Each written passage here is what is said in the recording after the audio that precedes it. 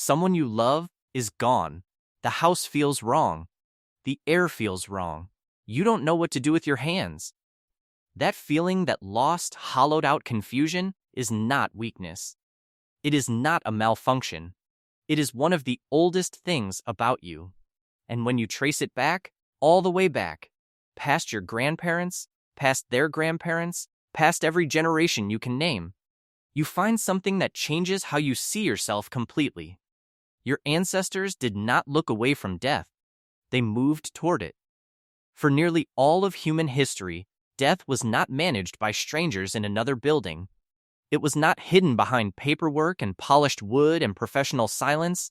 It happened in the middle of life, and what happened next was stranger, more tender, and more revealing than anything you have been taught to expect. Start with the oldest evidence we have. In a cave in South Africa called the Rising Star System, deep underground, in a chamber so small that only the most slender researchers could reach it, paleoanthropologist Lee Berger and his team found something that rewrote the human story in 2015. They found the bones of Homo naledi, a creature that walked the earth roughly 300,000 years ago, possibly far earlier. The bones had been deliberately placed there, carried deep into the earth. Not by Homo sapiens, by a species with a brain a third the size of yours. That means intentional burial, or something very much like it, predates modern humans entirely. The impulse to do something with the dead, to not simply leave them where they fell, appears to be older than your species. Let that land for a moment, long before language as you understand it. Long before art or agriculture or fire pits shared between families, some ancestor of yours looked at a body and felt something that demanded a response. Archaeologist Paul Pettit, who has spent decades mapping the prehistory of death, calls this the beginning of what he terms mortuary behavior, the point at which death stops being just a biological event and becomes a social one, a cultural one. And once it becomes social, everything changes. So, what did your ancestors actually do? The earliest rituals were not about letting go. They were about holding on. Evidence from Neanderthal burial sites like Shanidar Cave in Iraq, where Ralph Selecki excavated in the 1950s and 1960s, suggests that the dead were laid in specific positions, curled, often, like sleeping, like someone who might still wake up. Pollen clusters around some of the Shanidar remains led to early interpretations that flowers had been placed with the dead, though that interpretation has been debated since. But the positioning itself is not debated. It was intentional. The body was arranged. Your ancestors were not trying to forget. They were trying to remember. In sites across Europe and the Middle East, bodies were buried with objects. Tools, ornaments, food, things that mattered to the person when they were alive. Anthropologist Chris Stringer, one of the leading researchers on human evolution at the Natural History Museum in London, has pointed to this practice as evidence of something profound: the belief, or at least the wish, that the person was still somehow going somewhere, that death was not an ending but a transition. And transitions require supplies. Think about what that means for you. When you pack a bag for someone you love who is leaving on a long trip, you think about what they will need. You think about them as a person who will continue to exist somewhere else, living and moving and needing things. That instinct to care for someone across a threshold you cannot cross may be tens of thousands of years old, possibly older. But your ancestors did not just bury the dead and walk away. Many of them stayed, much longer than we do. In some prehistoric cultures, the dead were kept in the community for extended periods, sometimes until the flesh had fully returned to the earth, leaving only bone. Only then would the bones be gathered, sorted, and placed in a final location. Researchers call this secondary burial. And it was not rare. It was widespread. Across different continents, different climates, different cultures, the same pattern appears. The dead needed time.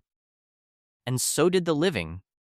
There is a reason for this that researchers are only beginning to understand fully. Grief, according to psychologist Mary Frances O'Connor, whose work on the neuroscience of bereavement has reshaped how the field thinks about loss, is not a passive process. Your brain is actively searching.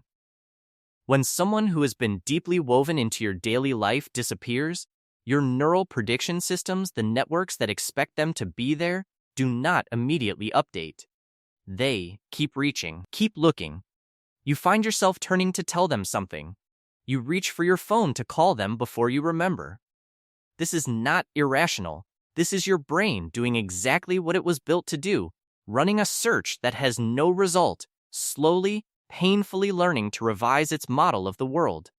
Keeping the dead close may have helped that revision happen at a pace the brain could actually manage. Secondary burial also served another function. When the bones were finally gathered, they were often mixed with the bones of earlier dead. Ancestors became communal. The individual dissolved into the lineage, and the lineage became a source of continuity, of identity, of belonging that reached backward in time further than any single person could see. You carry something like this, even now.